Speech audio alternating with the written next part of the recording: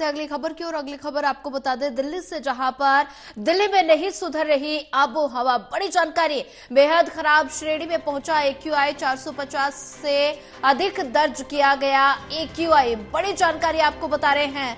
और अभी भी प्रदूषण PM 2.5 औसतन। CPCB ने जताया अनुमान अगले 3 दिन में नहीं होगा कोई बदलाव। बड़ी जानकारी, दिल्ली में नहीं सुधर रही आबो हवा, बेहद ही खराब श्रेणी में पहुंचा AQI। और ऐसे में लगातार 450 से अधिक दर्ज किया गया AQI। अभी भी प्रदूषण PM 2.5 औसतन। और ऐसे में अगले 3 दिन में कोई सुधार होने की संभावना नहीं है। लगातार दिल्ली NCR में प्रदूषण का कहर बढ़ता जा रहा है और ऐसे में लोगों की दिनचर्या पर काफी ज्यादा असर देखने को मिल रहा है। और वहीं इसी खबर पर ज्यादा जानकारी साझा करने के लिए हमारे साथ रिया राय जुड़ चुकी हैं। रिया, दिल्ली NCR में लगातार प्रदूषण का कहर जो है वो लगातार बढ़ रहा है और ऐसे में अगर बात की जाए तो लोगों को कितनी ज्यादा परेशानी, लोगों की दिनचर्या पर कितना असर? जी देखिए सोनिया, जिस तरह से राजधानी दिल्ली में लगातार जो प्रदूषण है वो बढ़ता जा रहा है और AQI का जो स्तर है उसमें किसी प्रकार का सुधार नहीं आ रहा है, क्योंकि आज भी जो दिल्ली की आबोहवा है वो पूरी तरीके से दूषित जो है वो दर्ज की जा रही है, क्योंकि AQI का जो स्तर है वो लगभग 450 से भी ऊपर नजर आ रहा है। ऐसे में अभी अगर केंद्रीय प्रदूषण की बात करें तो उनकी तरफ से ये अनुमान लगाया गया है कि अभी आने वाले 3 दिन तक इसी तरीके से जो प्रदूषण का स्तर है वो बना रहेगा। PM 2.5 में कोई भी सुधार फिलहाल दर्ज नहीं किया जाएगा। हालांकि इन सभी को देखते हुए, जिस तरीके से आपने पूछा कि दिनचर्या पे क्या असर है, तो उससे बहुत ज्यादा असर जो है लंबे समय से राजधानी में रहने वाले लोगों पर पड़ रहा है, क्योंकि जो यात्री बाहर यात्रा कर रहे हैं उन्हें इस प्रदूषित हवा में कहीं ना कहीं पर यात्रा करना पड़ रहा है, जिसकी वजह से आंखों में जलन की समस्या हो रही है, गले में खराश हो, ऐसी बहुत सारी जो दिक्कतें हैं वो कहीं ना कहीं पर होती नजर आ रही हैं। और इसके अलावा क्योंकि प्रदूषण जो है वो बहुत ज्यादा दिन प्रतिदिन बढ़ता जा रहा है, तो ऐसे में आप कह सकते हैं कि अस्पतालों में जो लाइनें हैं खासकर पोल्यूशन से ग्रस्त मरीजों की, उनमें भी भारी जो संख्या है वो लगातार बढ़ती जा रही है, उसमें कोई कमी फिलहाल महसूस नहीं हो रही है। और इसके अलावा बहुत कुछ है, क्योंकि इस समय प्रदूषण के साथ साथ जो कोहरा है वो भी आसमान में नजर आ रहा है, जिसकी वजह से दिनचर्या की बात करें तो गाड़ियों की रफ्तार जो है वो बहुत धीमी हो चुकी है।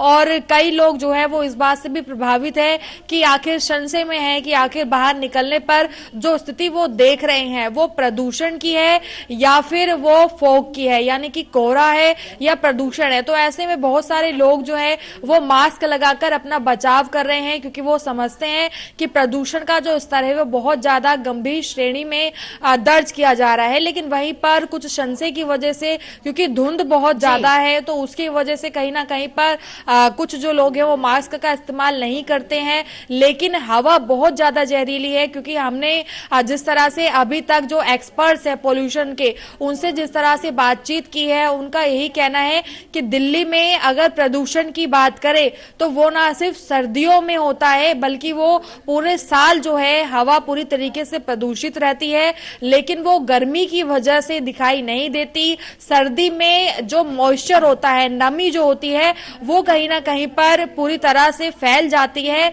जिसकी वजह से जो पॉल्यूशन है वो हवाओं में नजर आने लगता है। और यही वजह है कि पॉल्यूशन जो है वो सर्दी में आकर एक गंभीर स्तर तक पहुंचने लगता है और धीरे धीरे उसके बढ़ने का कारण होता है, बहुत सारे सोर्सेज होते हैं।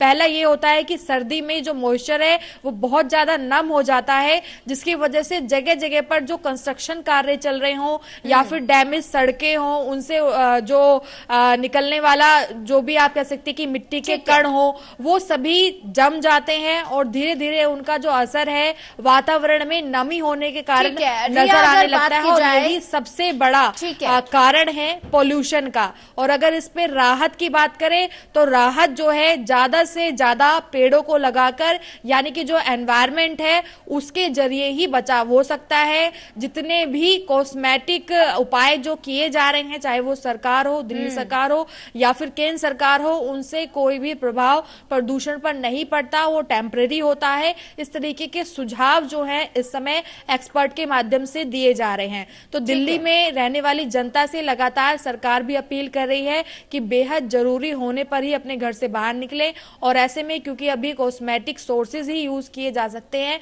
तो मास्क का इस्तेमाल करें और जितना हो सके उतना हरी सब्जियों का सेवन करें और अपना जो इम्यून लेवल है उसको स्ट्रॉन्ग रखें। ठीक है रिया, अगर बात की जाए तो दिल्ली एनसीआर में प्रदूषण को नियंत्रण में करने के लिए ग्रैब 4 के नए नियम लागू कर दिए गए हैं। तो ऐसे में अगर बात की जाए तो दिल्ली एनसीआर की सड़कों पर ग्रैब 4 का कितना असर? जी देखिए, अगर ग्रैब 4 की बात करें, क्योंकि बहुत ज्यादा जो पाबंदियां हैं वो ग्रैब 4 लगने के बाद हो जाती हैं, क्योंकि भारी वाहनों का जो है बॉर्डर से अंदर राजधानी में आना पूरी तरीके से प्रतिबंध हो जाता है। और जो वाहन सड़कों पर चलते हैं, अगर इसके प्रभाव की बात करें तो उसमें डीजल और पेट्रोल की जो गाड़ियां हैं उन्हें चलाना अलाउ नहीं होता, उन पर पाबंदी लगा दी जाती है। ज्यादा से ज्यादा जो सीएनजी गाड़ियां होती है उनके इस्तेमाल को कहा जाता है। और इसके अलावा पब्लिक ट्रांसपोर्ट जो है, यानी कि जो बस की जो सर्विस है उनका इस्तेमाल करने की सलाह दी जाती है। ज्यादा से ज्यादा दिल्ली मेट्रो का यूज करने की सलाह दी जाती है। तो ऐसे में प्रभाव जरूर पड़ रहा है, क्योंकि बॉर्डर से आने वाले जो सामान है भारी वाहनों में आप देखती हैं उनमें खाद्य पदार्थ होते हैं, बहुत से ऐसे सामान होते हैं जिनसे व्यापारियों का व्यापार जुड़ा होता है। तो कहीं ना कहीं पर व्यापारी पर, आर्थिक व्यवस्थाओं पर और जो दिनचर्या में लोग आवाजाही करते हैं भारी वाहनों से या फिर जो कुछ कार्य होते हैं उन पर एक प्रकार का असर पड़ता है, आर्थिक तंगी भी आती है। और इसके अलावा अगर बात करें रोजाना जो यात्री निकलते हैं तो उनको पेट्रोल डीजल के जो वाहन है वो पूरी तरीके से बंद कर दिए जाते हैं। तो ऐसे में उन्हें ज्यादा से ज्यादा जो पब्लिक ट्रांसपोर्ट है उनका इस्तेमाल करने की सलाह दी जाती है, या फिर जो सीएनजी बेसिस गाड़ी हैं उनका इस्तेमाल करने की सलाह दी जाती है। तो ऐसे में जो यात्रा को लेकर जो दिक्कतें हैं वो भी कहीं ना कहीं पर होने लगती है, क्योंकि बसों की सर्विस उस संख्या में नहीं मिल पाती है और समय से पहुंच पाना बेहद ही मुश्किल हो जाता है। तो ये कुछ तमाम असर हैं जो कि ग्रैब 4 लागू होने की वजह से लोगों पर प्रभाव डालते हैं। लेकिन सरकार का यही कहना है कि जब बहुत ज्यादा पीक कंडीशन हो जाती है तो ऐसे में मजबूरी होती है कि ग्रैब 4 को लागू किया जाए। लेकर लगातार दिल्ली सरकार की तरफ से कई गाइडलाइन जारी कर दी गई है और ऐसे में लगातार दिल्ली सरकार कदम उठा रही है। ज्यादा जानकारी साझा करने के लिए आपका धन्यवाद। चलिए बढ़ते हैं अगली खबर की ओर।